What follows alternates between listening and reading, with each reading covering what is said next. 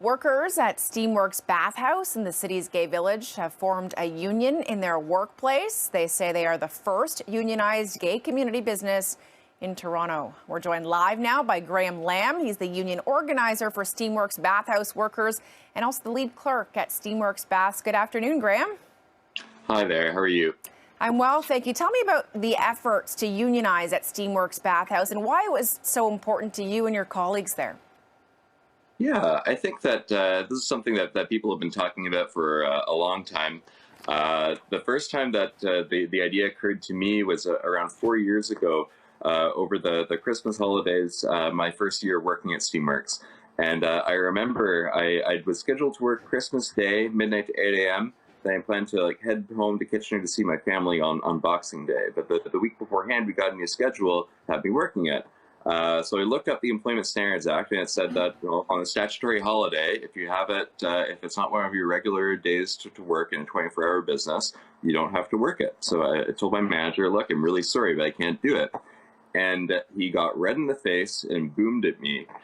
Who do you think you are quoting the labor law at me? When you were hired, you knew what kind of business this is. And unfortunately, that wasn't the last time that I or my coworkers have run across that kind of attitude. There's this idea that bathhouses are someplace that's underground, that's sleazy, and that we don't have the same rights or the same protections as other workers. And I don't think that needs to be the case. What was the process like to unionize? How did you rally support from your coworkers there? And what kind of response did you get, at least at the beginning? Was there perhaps some confusion about how this would work? Maybe some people not so sure it was a good idea? Yeah, I think that more than people not being sure it was a good idea, what we really ran across a lot was people who just didn't know what unions were.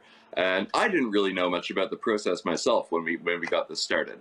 So it's something that we've learned a lot about together. But at the end of the day, it took dozens and dozens of conversations of coworkers reaching out to coworkers and starting to think about, well, what if we had a voice in our working conditions? What if we could make a change and start to imagine what that might look like? In terms of the campaign in the last stretch over the last couple of weeks, something that was really important too was showing that we had community support. So I think you were showing some of the photos from the rally we had the Friday before the results came out, where we had drag queens, Sapphire and Rhinestone Chickadee.